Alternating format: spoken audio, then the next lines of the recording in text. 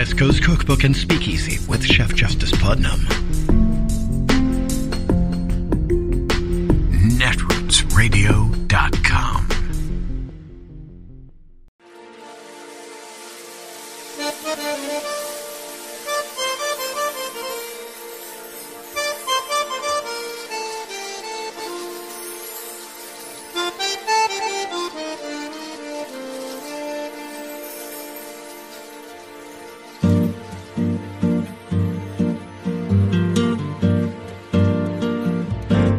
Je voudrais du soleil vert, des dentelles et des théières, des photos de bord de mer, dans mon jardin d'hiver.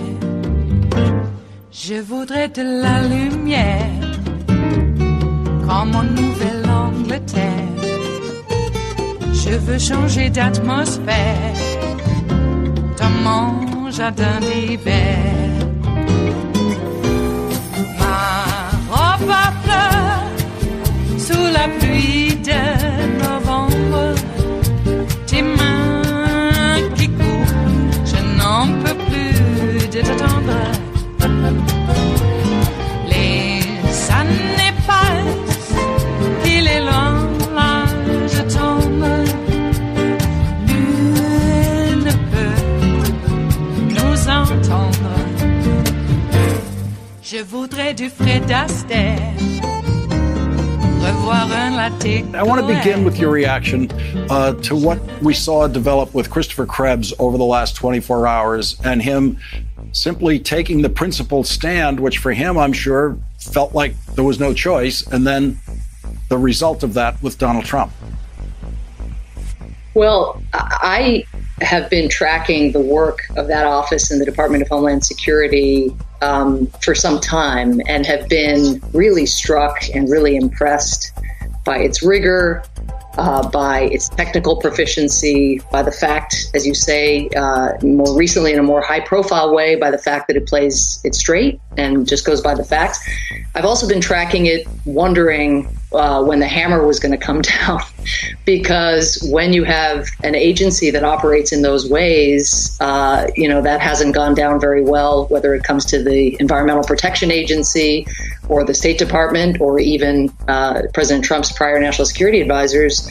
If you tell the truth, if you stand up to the president, if you depart from the latest tweet, often that means the end of your career in government. And so credit Christopher Krebs, who throughout the pre-election period was reaching out to state election officials, was working with his FBI colleagues in order to try to keep state election infrastructure protected and to ensure that flares were raised when there were threats like those posed by Russia and Iran, which both men and their agencies brought forward. And then when the disinformation started, whether by foreign actors or by domestic actors, starting with the president, Christopher Krebs and his agency played it straight, just as they would have if it had been disinformation planted by some other actor. That was their job, to tell the facts as they saw them. And Krebs must have known, on the basis of the treatment of his administration colleagues in other areas that I've mentioned, that this was ultimately at some point going to mean his career. And that's what happened. Let's pick up on the point that Susan Rice made earlier today and the way Vladimir Putin is looking at this transition now and looking at this illegal delay in the orderly transition. What does it mean to people like Vladimir Putin out there and also possibly people who want to actively do harm to the United States, terrorist organizations? What are they seeing in this? Well, I mean, this actually brings your two questions together, right? Because Krebs, the FBI, state election officials did such important work, such difficult work, keeping the election safe, protecting the vote, ensuring that foreign interference didn't mar the results. But let's bear in mind what Vladimir Putin was up to back in 2016 when he staged his massive foreign interference effort. His intention was to delegitimate the democratic process. His intention was to cast doubt on what he thought would be the eventual winner, Hillary Clinton. Even he didn't expect Donald Trump would actually pull out a victory. But his intention was to make us weaker by widening our divisions, taking advantage of our polarization, and making Americans doubt whether our elections were safe, whether they would and could be free of foreign interference. Well, now Putin was denied in this election by officials like Krebs, like the FBI, like by state election officials. And who does the delegitimation? Who does Putin's bidding? Who seeks to achieve the very thing that a foreign nefarious actor sought to achieve in the last election, and frankly in the foreign interference that has been staged also to widen our divisions on social cleavages, because Russia's kept interfering since 2016. Who does that bidding? The President of the United States. And it is more outrageous than I can find words for. What can you tell us about the national security briefing that Joe Biden held with former national security officials like yourself? You participated in that. I know that the discussion was closed to reporters, but how does it approximate, in your experience, the needs of a transition? Well, first, it was just so refreshing to be in the presence of the president-elect with his vision for foreign policy, his deep curiosity about events happening beyond our borders as they relate to the welfare of the American people, first and foremost, his dedication to thinking through how to recover from the pandemic, both from a public health standpoint and, of course, to deal with the economic fallout. And that's not going to be possible until the pandemic is dealt with elsewhere as well, given our trade links and our supply chains and so forth.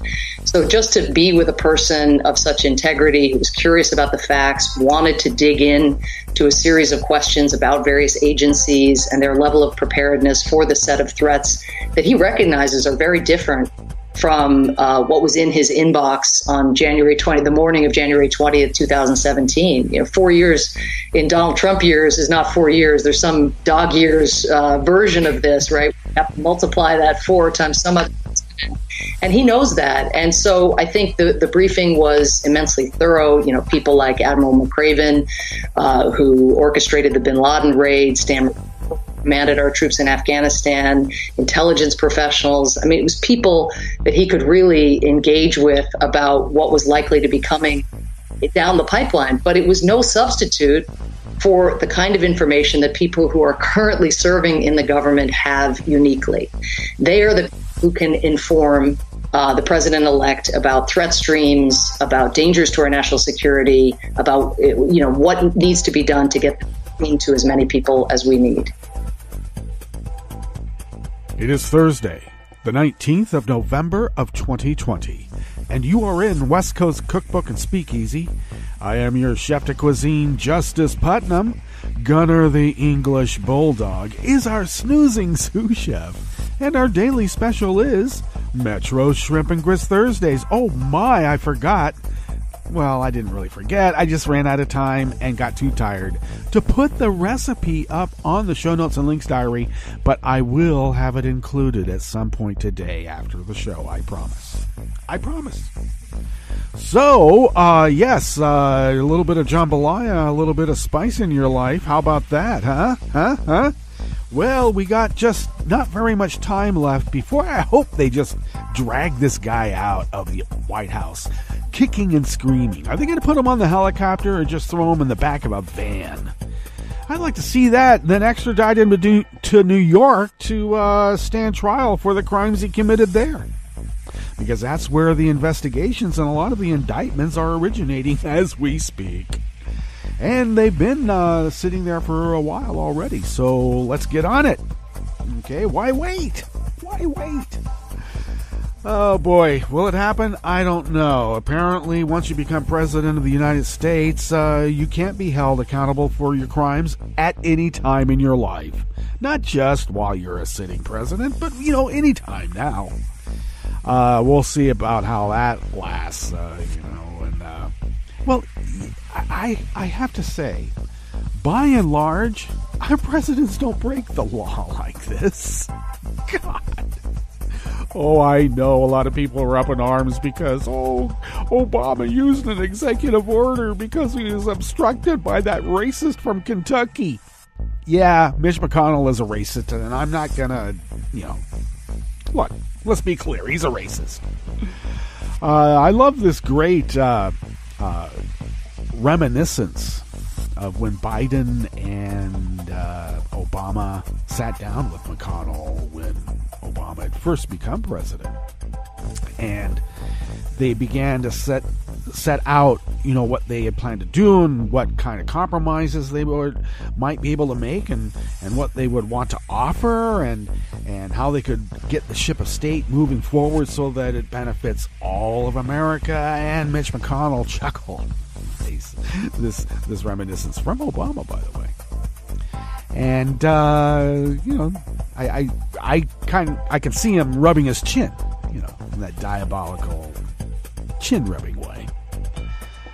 And McConnell is then reported to have said, "Oh, you must be mistaken for I care." Mm-hmm. So, why does Joe think that he can actually deal with that side? We already have McConnell not caring one whit about America. Or maybe his idea of America doesn't include, what America is. And that's that great Norman Rockwell painting of all of us from around the world come to America to find and make a better life for ourselves, our family, and the nation that we now live in. Our cultural determination is to make sure all of us are equal and strive for, to each their own abilities, I suppose. And then don't whine because, maybe a few are incapable of putting out the output. You like that? Yeah, it's all about production. And then when you stop producing, you can be thrown away. Isn't that the... Oh, wait a second. That's not the America I want. Seems like an America we have. And then when we throw those people away, those cogs, we can point at them and say what a drain on society they are. Look at them just cogging there, laying about not producing. Okay, well, once you become that cog laying on the floor, we'll see how you feel.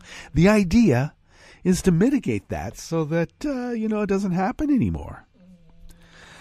Which really astounds me. This argument against getting rid of these student loans is because, what about all the people who took out loans before? Well, what about all the people who were in iron lungs before? Are we not going to have the polio vaccine now because people were in iron lungs before? And what about them? I think they would want to see a future where you didn't have an iron lung. Do you want to recompense those who had to pay those fraudulent loans? Yeah, you can include them in a bill too. We might have to tax the rich to afford it, but why not? They're not paying their fair share now anyway, are they? There's a kind of attitude of profiteering. We look at... Now, I don't want to begrudge someone for making money. But it does bother me a little bit, and I'm sure, and it should. Actually, not I'm sure, but it should bother others that this amount of profiteering that is happening right now during a pandemic is at the least unseemly. Now, I have a genetic predisposition against Mark Zuckerberg now, I guess. My double helix has been altered in some way because of this guy. I cannot figure out their censors and moderators. How they think, well, I can't figure it out. They never have to talk to anybody. They never have to understand intent. Right? So they can just say that is what it is because we said so. So I already have that genetic predisposition. My genetics have been altered now against Zuckerberg, and I have to make that clear. But, the Bezos and even the Gates, they all made money off this pandemic. Oh, they can say it was passive. I didn't do anything about it. Yeah, well, the CEO to janitor ratio in pay, is that really that passive? Was that a passive behavior? And now we are where we are. Miles of people lined up in Texas because they've run out of food because of the pandemic. Yep. We'll just pretend that doesn't exist. That's the sort of world we live in. I used to actually enjoy, to a certain extent, going to the Dakotas and working on the family farm. But I guess now Dakotas where you send people to, go to the cornfield. Send that person to the cornfield to die. Wow.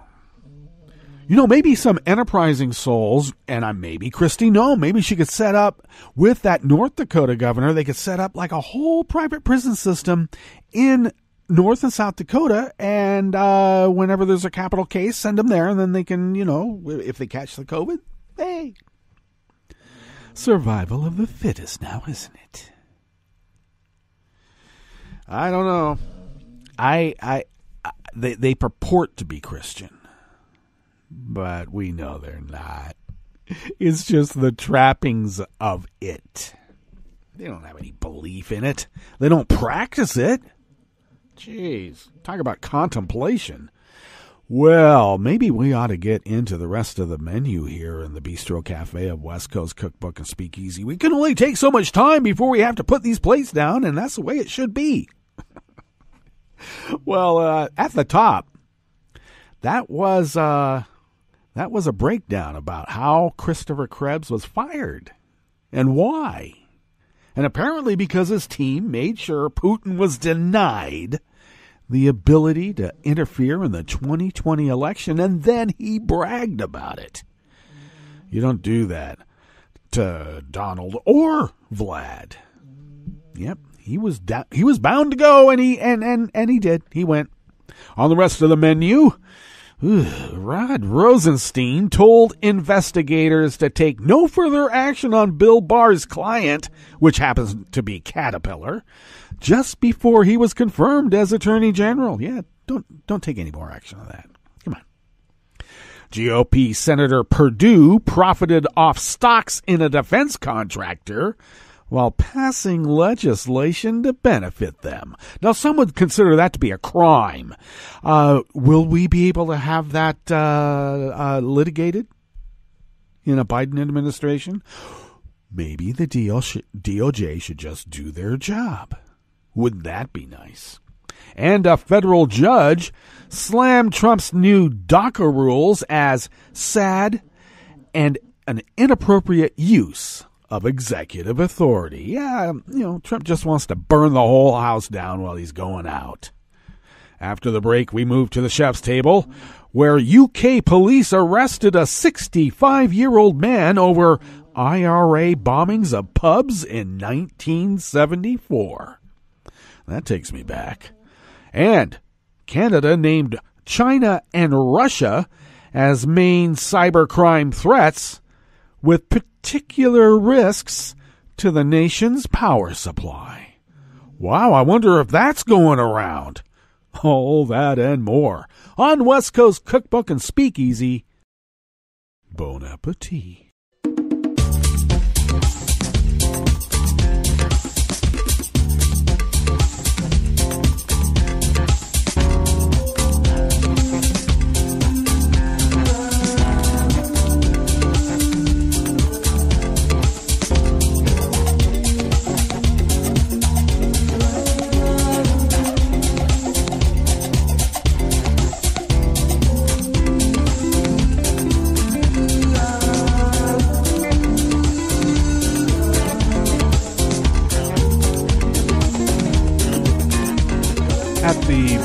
of our homepage at netrootsradio.com. Off to the rightish of the page is our chat room link, and it's right there by the social media scroll. Fancy that.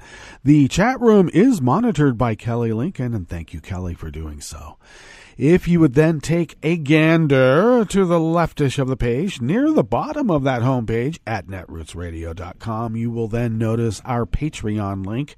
And if you could please become a recurring Patreon of Netroots Radio, and possibly, how about this, if you could send us the cost of an espresso-type coffee drink once a month, we are truly able to stretch those dollars, and we stretch those dollars, pay our bills, and do all the other things to have Resistance Radio resisting as the founders originally intended. And we thank you for your generosity. And you know who we're talking to. Thank you guys for helping us for all these many years. And we'll give a sort of like a Minority Report thank you to those of you in the future who may consider and actually do so. Thank you truly from the bottom of our hearts, because we do take this seriously here at Netroots Radio. If you would like to follow Netroots Radio on Twitter, you can do so. It's very simple. You go to @Netroots Radio. Tom takes care of that. And of course, Tom and Kelly do so much more than just the social media stuff, right? Just so you know. And we thank both of them for all the great energy and effort they put into this Resistance Radio. It is our civic duty. If you would like to follow me on Twitter, you might as well. You can follow me at Justice Putnam, of course, and I post the show notes and links diary on Daily Codes about 10 minutes before showtime. I put that out on social media, and wouldn't you know, Twitter is one of them. Yeah, one of them. Of course, as I said earlier, I do have a genetic predisposition against Mark now. For many reasons. I think because the guy never took a humanities class, and I think that's one of the prerequisites to even get a job in the upper echelons there, possibly. If you took humanities, nope, sorry, can't work with us, because we're soulless. Anyway, when I'm allowed to, I'll put it back on Facebook, and sometimes we have workarounds, but people are busy. They can't be putting our energy to make up for what Mark has done. Well, that might be the next thing that we have to rid ourselves of. They did it to IT&T. Oh, you don't remember that? Well, it happened. Or if you don't know about it, it happened. Okay, and if you would like to follow the show on Twitter, do so at Cookbook West. And most importantly, do please pick up podcasts by way of Spreaker, Stitcher, TuneIn, iHeart, YouTube, iTunes, etc., etc., etc. I noticed that yesterday's show didn't post on iTunes. I need to figure that out. And it might be because I have a very old version of iTunes on the PC, and I haven't looked it up on the MacBook yet. Because I try to keep the MacBook dedicated to the broadcaster. Okay, you know, it's just, I don't know, something. But I'll look over there and see if because the MacBook has much newer and updated versions of iTunes. So we'll see what's going on there. I just noticed yesterday's show didn't post on iTunes, but it was everywhere else. So just curious. All right, let us now dive into this first offering here in the Bistro Cafe of West Coast Cookbook and Speakeasy. And, of course, it is Metro Shrimp and Grist Thursdays, and I assure you I will get the recipe posted on the show notes and links diary on Daily Codes at some point this morning. Aram Roston of Reuters does bring us this first offering. Before William Barr became Trump's choice to lead the U.S. Department of Justice, he represented Caterpillar, Inc., a Fortune 100 company, in a federal criminal investigation by the department. Oh, my. Much was at stake for Caterpillar. Since 2018, the IRS, the Internal Revenue Service, has been demanding $2.3 billion with a B in payments from the company in connection with the tax matters under criminal investigation, and the company is contesting that finding. A week after Barr was nominated for the job of Attorney General, justice officials in Washington told the investigative team in the active criminal probe of Caterpillar to take no further action in the case according to an email written by one of the agents and reviewed by Reuters. Oh, good. You mean there's actually somebody with a conscience? Yes, there is. The decision, the email said, came from the Justice Department's Tax Division and the Office of the Deputy Attorney General, who was then Rod Rosenstein. I was instructed on December 13th of 2018, wrote the agent Jason LeBeau, that the Tax Division and the Office of the Deputy Attorney General jointly came to the decision that no further action was to be taken on the matter until further notice. LeBeau, an Inspector General agent at the U.S. Federal Deposit Insurance Corporation, who declined interview request from Reuters. Since then, a source close to the case says the investigation is stalled. The order to freeze the Caterpillar investigation has not been previously reported. Reuters was unable to determine why Justice issued the no further action directive. It was not issued by Barr, as it came before he was confirmed. A Justice Department spokesperson said Barr recused himself from any Caterpillar discussions once he became Attorney General, but declined further comment. And Barr, in testimony during his confirmation hearing, said rules of legal privilege precluded him from discussing his work for the company because he's a slimy little snake now, isn't he?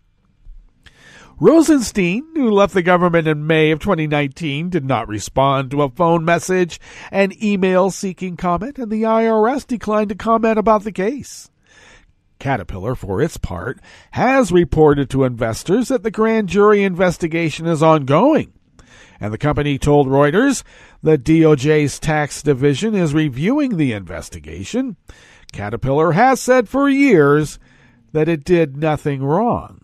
Now, potential conflicts of interest, whether real or apparent, often arise when high-powered lawyers switch between private practice and government service.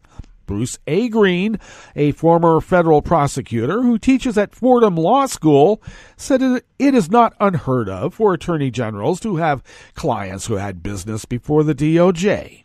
He noted that in 2009, Barack Obama's Attorney General Eric Holder recused himself from a case involving Swiss bank UBS, a prior client. But Green said he could not recall a case where agents were told to take no further action on a matter involving an incoming Attorney General's former client without some kind of explanation. Why would you just stop, he asked. Now, a source familiar with the progress of the investigation, which is being conducted out of the U.S. Attorney's Office for the Central District of Illinois, said that since December 2018, it's slowed, it's stalled, it's languishing. Not a lot of action is being taken, but the source stressed the probe is not technically closed and couldn't be called dead. In other words, that investigation is ongoing, and we might find out some more crimes from this administration in the next administration, which would be the Biden administration. And I should remind folks, it's not Biden's job to sick the DOJ on people. All right? If a crime has been committed, the DOJ does their job.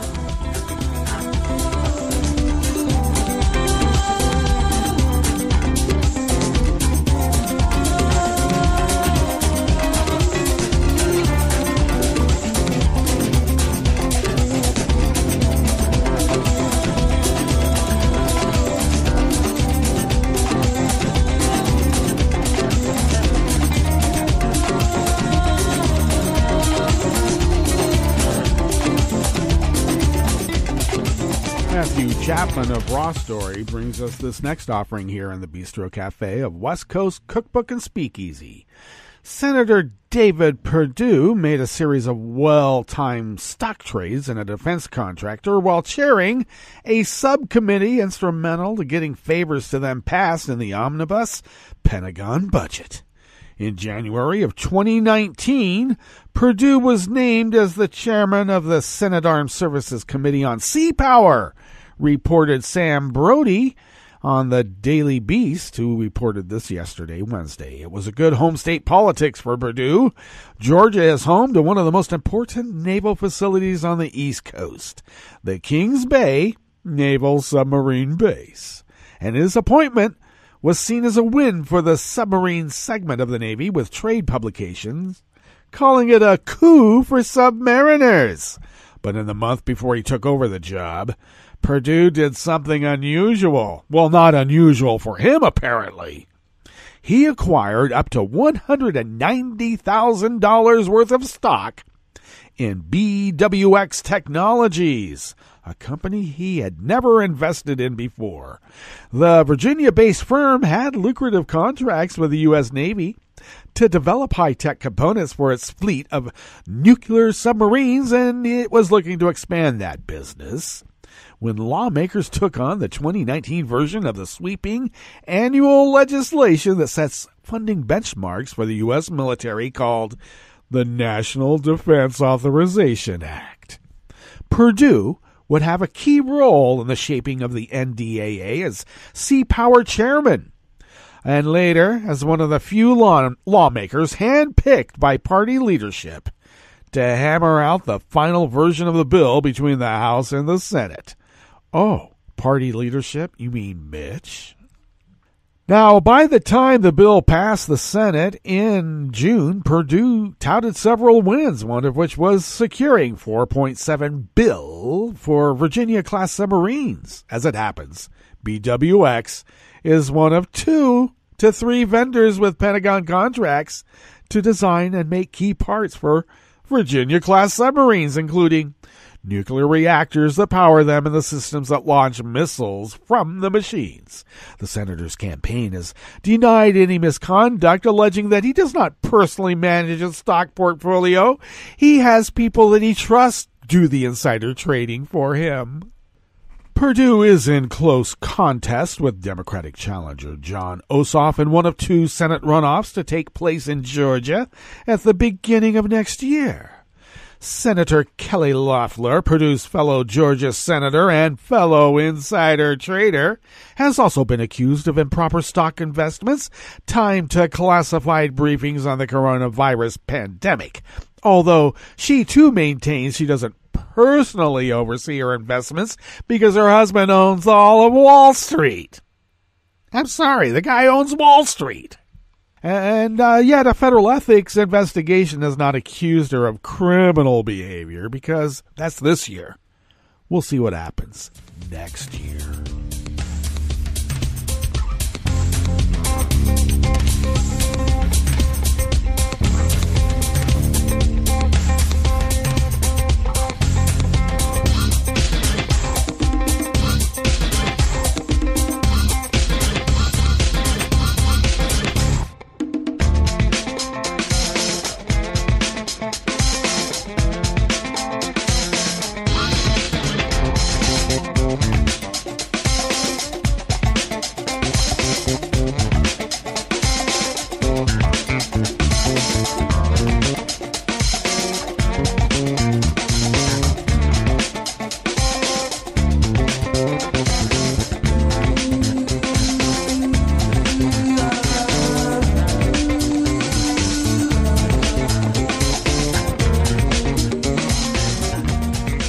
Palma of Raw Story brings us this final offering here in the Bistro Cafe of West Coast Cookbook and Speakeasy.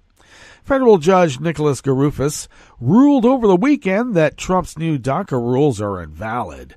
And then yesterday, Wednesday, he slammed the administration's handling of the program in a hearing, calling it sad and an inappropriate use of executive authority. I just want you to understand that I believe that we should have a process, a legal process here as everywhere else, but sadly what we're doing is impacting the lives of many, many people who are buoyed by the Supreme Court decision in June and have been undermined by the conduct of the Department of Homeland Security since then, as I set forth in my decision, Garufis said, according to CNN. In his ruling on Saturday, Garufas said that Chad Wolf was not legally serving as acting Homeland Security Secretary when he enacted new rules that limit applications and renewals for the program. As CNN points out, Wolf issued a memo in July saying that new applications for Obama-era programs would not be accepted and renewals would be limited to 1 year instead of 2. So how did Chad Wolf get around that? Oh, well, he appointed an underling to take over as DHS head temporarily for an hour, in which then that person appointed Chad Wolf as the true acting secretary with all the powers to make the lives of these DACA kids a living hell. Let us stop that now. All right, let us also get to our break. And when we get back from that break, we will go through weather from around the world, and we will finish up with the stories that we have curated for you today.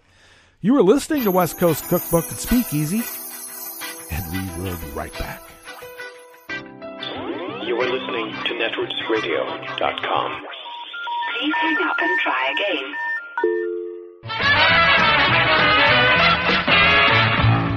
From a point at sea to the circles of your mind, a new force is at work for planetary transformation. New radio for a new Earth.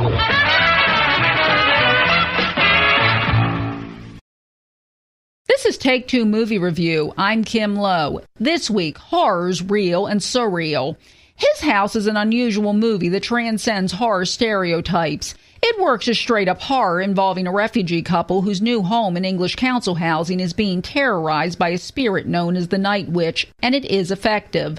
But woven throughout is a touching, if brutal, tale of refugees starting over again in a strange new place after having lost almost everything. Either way, it works surprisingly well, resulting in one of the best movies of 2020 so far. His House starts by introducing us to two South Sudanese refugees, Bo and Rial, who have just been granted status as asylum seekers. Along with a modest weekly stipend for food and other essentials, they are also given an apartment in what we would call public housing.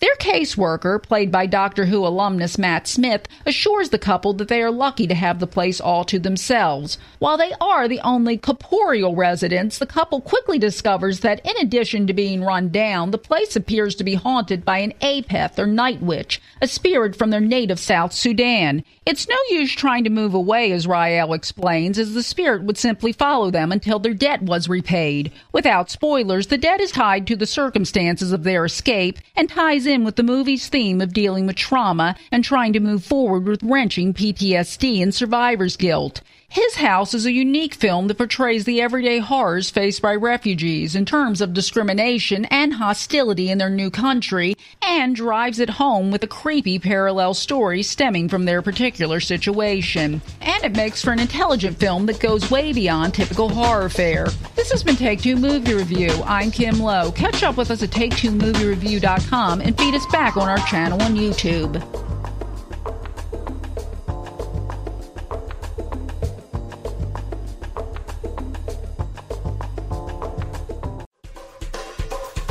This is Scientific American's 60-Second Science. I'm Christopher Intagliata. 76 million years ago, a group of small mammals huddled in a burrow in what's now Montana. They were good diggers, most likely furry and petite. They could sit comfortably in the palm of your hand. I mean, if you saw them running around today, you'd probably think it looks like a small rodent of some sort, like a chipmunk or a mouse or something like that. Lucas Weaver is a mammal paleobiologist at the University of Washington. These little creatures didn't belong to any of the three main mammal groups on the planet today, which are the placental mammals like us, monotremes like the platypus, and marsupials like koalas and kangaroos. Instead, they belong to another, now extinct group called the multituberculates. Their teeth is what really distinguishes them from any other group of mammals. So they have these really bizarre molars with these multiple bumps on the teeth, which is where they get their name. Multituberculate just means many bumps. Weaver and his colleagues have studied the fossilized skulls and skeletons of these animals, dug up in Montana, and they've given them a name, Phyllocames primavis, friendly or neighborly mouse. The details are in the journal Nature, Ecology, and Evolution. Weaver says drought or climate change may have killed the animals, though it's hard to be sure, but the critters were fossilized together in ways that suggest they sought out each other's company. That's a big deal, because it's commonly thought that social behavior didn't arise in mammals until after the death of the dinosaurs, 10 million years after these small critters hung out together. The narrative for decades has been that mammals that were living during the time of dinosaurs were mostly solitary, rat-like creatures that were kind of scuttling in the night under the foot of dinosaurs. And so the fact that we're finding these multi-tuberculate mammals, a totally unrelated and ancient group of mammals that's apparently exhibiting social behavior, means that this was probably not uncommon among these early Mesozoic mammals. And it kind of changes the narrative of, sociality is somehow unique to placenta mammals. Even today, social behavior is relatively rare among mammals. But these findings suggest the need for company in some mammalian species is an ancient evolutionary invention. Thanks for listening. For Scientific American's 60-Second Science, I'm Christopher Intagliata. This program is presented by the Centers for Disease Control and Prevention. The discovery of penicillin in 1928 by Alexander Fleming was one of the greatest scientific achievements of the 20th century. It's hard to imagine a world before the development of what many consider to be miracle drugs. However, just 90 years ago, antibiotics weren't available. Thanks to antibiotics, some common illnesses such as strep throat are now easily treated, whereas in the past they often led to serious complications. Antibiotics serve an important role in keeping you and your loved ones healthy, but it's important to remember that antibiotics only treat bacterial infections. Most common infections such as colds, flu, most sore throats, bronchitis, and many sinus and ear infections are caused by viruses and do not respond to antibiotic treatment. These infections can be overcome by simply treating the symptoms and letting the illness run its course. Unfortunately, antibiotics have often been overused, resulting in decreased effectiveness and an increase in antibiotic-resistant diseases. Antibiotic resistance, or the increased ability of bacteria to survive in the presence of antibiotics, has become a major public health threat that we all need to help fight. When a person takes antibiotics, they are at risk for possibly having a bad reaction to these drugs. Some side effects can be quite serious, or even life-threatening in the case of an allergic reaction or severe diarrhea. This is why it is very important to only use antibiotics when they are absolutely needed, and not for viral infections. Talk to your healthcare professional about the best treatment for your illness. If it is caused by a virus, follow his or her recommendation for treating the symptoms. Learn more about appropriate antibiotic use and how to feel better when you don't need an antibiotic by visiting CDC's Get Smart, Know When Antibiotics Work website at cdc.gov/getsmart/community. For the most accurate health information, visit www.cdc.gov or call 1-800-CDC-INFO. Hi, it's Tom.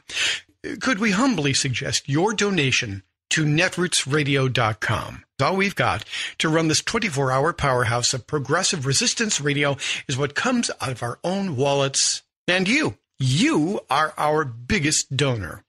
And it doesn't take much, $3, $5. Just go to the bottom of our netrootsradio.com page and hit our secure donate button. Heck, you can even make a recurring contribution. And you'll get a wondiferous pair of Netroots radio stickers for application to your backpack, your bumper sticker, or your banjo. Well, it's up to you which backpack you want to put it on. So donate what you'd like at the bottom of our netrootsradio.com's homepage. Because you are our biggest donor. Netrootsradio.com. Together, we are Resistance Radio.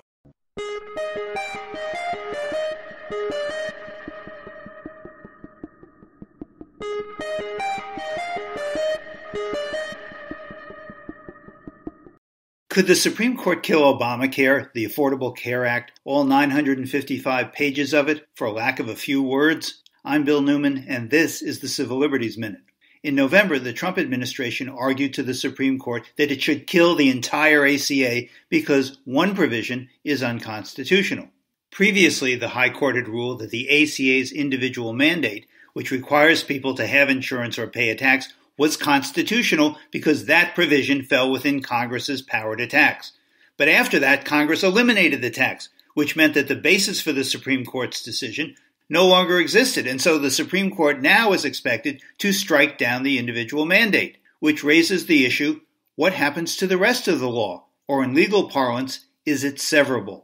Some laws have what's called a severability clause, a few words, a simple sentence that says, if one part of the law is declared illegal or unconstitutional, the rest of the law survives. That is, it's severable.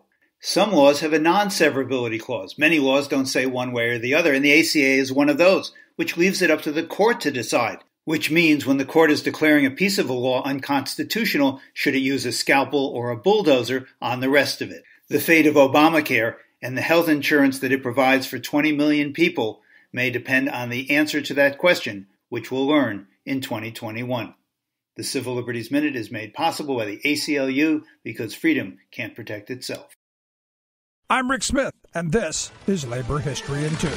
On this day in labor history, the year was 1915. On that sad day, industrial workers of the world organizer and songwriter, Swedish-born Joe Hill, was executed in Utah. In 1914, Hill was framed for the murder of a grocer and his son in Salt Lake City. The evidence was circumstantial at best. Hill was found guilty of the murders, even though no witness could identify him conclusively. The gun used in the murders was never recovered. And today, tied to a white kitchen chair, Joe Hill was executed by firing squad. Prior to his death, Hill requested that his ashes be mailed to IWW locals in every state except Utah. He also sent a now famous message to IWW organizer Big Bill Haywood, in which he wrote, "Don't waste any time mourning, organize." A century after his death, Joe Hill's inspiring charge is still printed on buttons and t-shirts worn by many labor leaders and union members. Many of Joe Hill's famous songs were set to the music of Christian hymns and popular tunes of the day, including The Preacher and the Slave, Casey Jones, and The Rebel Girl. Perhaps his most famous song, There Is Power in the Union, included the lyrics, there is power in a band of working men when they stand hand in hand. That's a power that must rule in every land, one industrial union grand. Labor music provides the spirit of the labor movement, and Joe Hill was one of its great troubadours. Take time today to listen to your favorite labor song in honor of Joe Hill. I dreamed I saw Joe Hill last night, live as you and me. Says I, but Joe, you're 10 years dead. I never died, says he. I never died, says he. Like what you hear? Check out more at laborhistoryin2.com. This is Solidarity News on Radio Labour. This is a Radio Labour report recorded on Thursday, November 19th, 2020. I'm C. Marie Ainsborough. As part of its efforts to help teachers around the world face the pandemic, the Global Union Education International has been conducting a series of webinars. One of the seminars focused on what has been happening to women teachers in the Caribbean.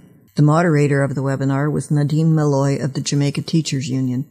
We have gathered here this afternoon to have a very brief discussion, a brief roundtable on how it is that COVID-19 has been impacting on our female teachers or women in education in the Caribbean. And hello, I am Tricia Williams, President of the Nevis Teachers Union. On the brink of the coronavirus pandemic coming to the Caribbean, as a unit, the Nevis Teachers Union, we decided to send a survey out in terms of, trying to get an understanding of the preparation that would be needed, whether teachers had access to internet and to the devices. And we were able to take the information from that survey, and we had a discussion with our partners in education, the education department, and they assisted in terms of getting the materials that we would have needed. They decided to get the Microsoft platform, get us all on board. So we did several months of training for the Microsoft team, some teachers and also students who did not have access to internet. They were provided with internet service by the government through a partnership with Digicel, and the teachers as well, they also were provided with devices to work with.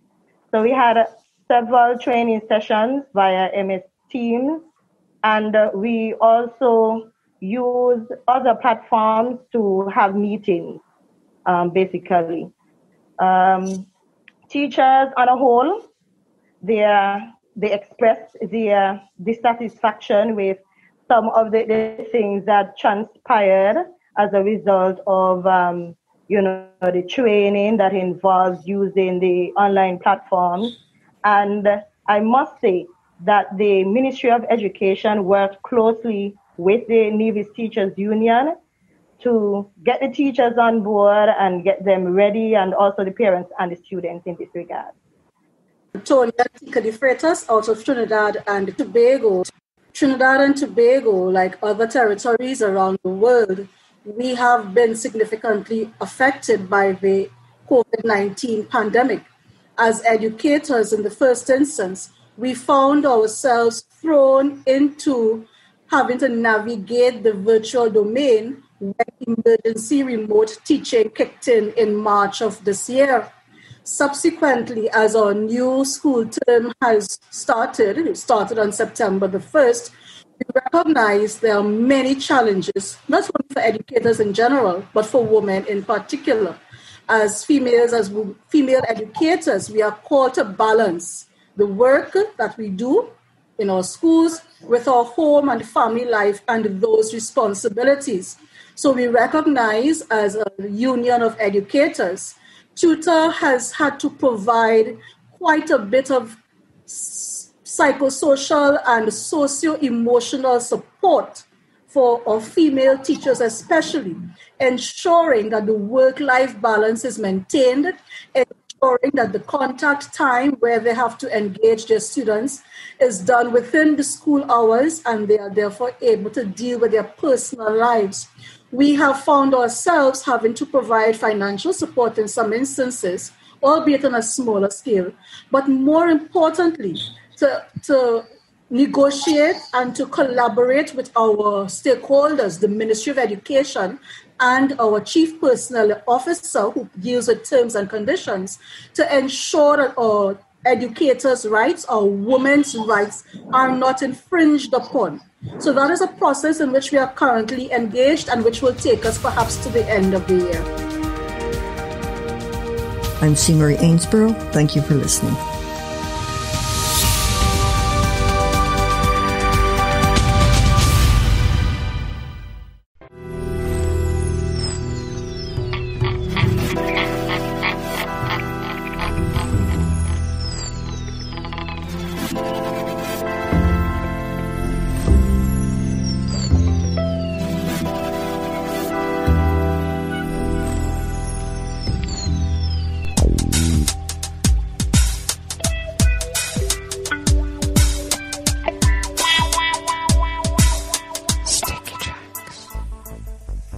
Thank you for accompanying us here to the Chef's Table at West Coast Cookbook and Speakeasy. Metro Shrimp and Grits Thursdays. We always begin weather from around the world along the banks of the Rogue River, in the Rogue River Valley of Southern Oregon on the west coast of the continental United States of America, where it is currently 41 degrees Fahrenheit, expecting a high around 53 or so, cloudy skies early, followed by partial clearing, winds light and variable. Clear skies tonight with lows in the upper 20s. Winds are light and variable. And mostly sunny tomorrow with highs in the low 50s, winds light and variable. Confirmed cases of coronavirus in Jackson County in the southern part of Oregon, has spiked to 3,067. We're adding about 50 to 70 a day now, and that is not good. Deceased have now increased to 11, which is still a gross undercount, of course. Pollen is rated as none right outside the window in Rogue River proper. The air quality index in the region is good at 35 parts per million, and the daytime UV index is low at 2. Barometric pressure is holding steady at 30.33 inches. Visibility is down to a quarter mile because we do have some fog. And relative humidity is at 100% because we had quite a bit of rain happening overnight. And it looks like it's still sprinkling just a tad, even though we'll have some partial clearing later. Weather from around the world is brought to you by people's personal weather stations that they purchased. These people planted these purchased personal weather stations somewhere on their property, and these people positively live around the world. London is 47 and sunny. Paris is 52 and mostly cloudy. Rome is 64 and sunny. Kyiv is 33 and cloudy. Kabul is 36 and fair. Hong Kong is 72 and partly cloudy. Tokyo is 71 and partly cloudy. Sydney, Australia is 67 and fair. San Francisco, California is 51 degrees and partly cloudy. And New York is 40 degrees Fahrenheit and sunny. And that is weather from around the world, brought to you by people's personal weather stations that they purchased. These people planted these purchased personal weather stations somewhere on their property, and these people positively live around the world.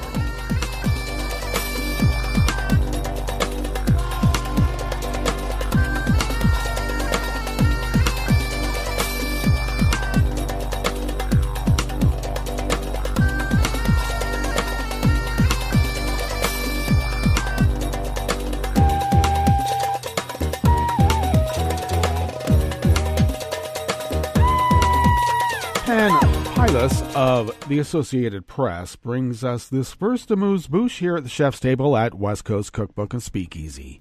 Police arrested a man yesterday, Wednesday, in Northern Ireland in connection with the 1974 bombings of two pubs that killed 21 people and injured more than 200 in Birmingham, England.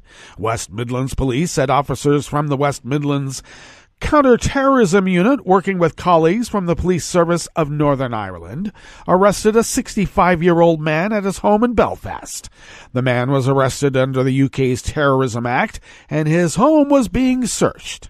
The arrest came days before the 46th anniversary of the two November 21st, 1974 blasts that ripped apart the Mulberry Bush and the Tavern in the Town pubs in the city of Birmingham.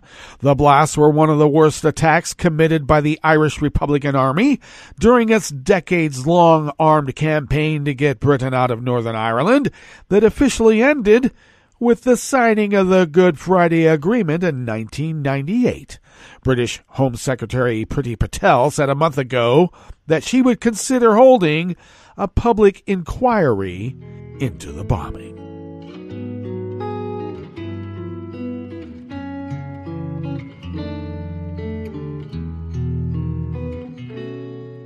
Je te donne ce mon amour pour la vie entière. La promesse de me trouver à tes genoux. Aussitôt que tu m'appelles, rester toujours fidèle. C'est tout, c'est tout. Je te donne tous mes printemps, mes étés de mer, mes automnes quand les feuilles tombent partout. Si ce n'est pas une bonne affaire, je te donne tous mes hivers. David Lundgren of Reuters brings us this final amuse-bouche here at the chef's table at West Coast Cookbook and Speakeasy.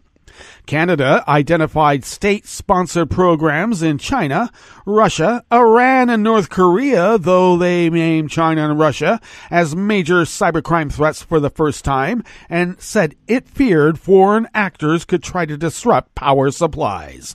The Communications Security Establishment Signals Intelligence Agency said the programs pose the greatest strategic threat to Canada. State-sponsored cyber activity is generally the most sophisticated threat, the CSE said in a National Cyber Threat Assessment, its second. CSE's first study, released in 2018, mentioned foreign-based actors without identifying them. China and Russia have repeatedly denied trying to break into other nations' critical infrastructure. Chinese Foreign Minister spokesman Zhao Lijian said that Canada's claims were groundless, and China itself is a victim of cyber attacks. Canada's relations with China have soured notably over the last 2 years. Well, that brings us to the end of our broadcast period for the day.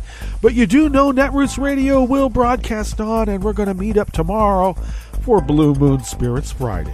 So do stay tuned to Netroots Radio all day and all night for all the breaking news as it breaks. And we'll meet up here tomorrow, right here in West Coast Cookbook and Speakeasy. For tea.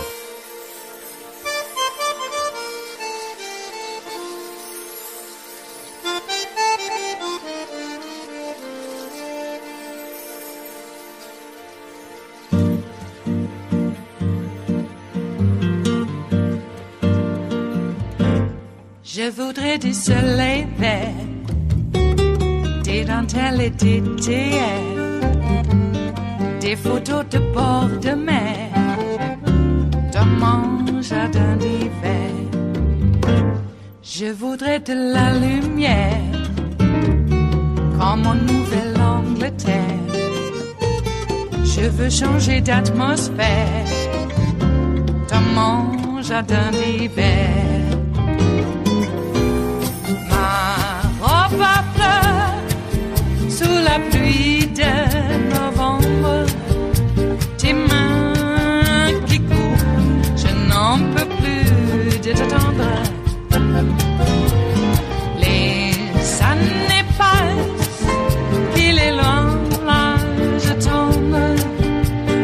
Nul ne peut nous entendre. Je voudrais du Fred Astaire, revoir un latte Coër. Je voudrais toujours te plaire dans mon jardin d'hiver. Je veux déjeuner par terre, comme au long de golfe clair. T'embrasser les yeux ouverts dans mon jardin d'hiver.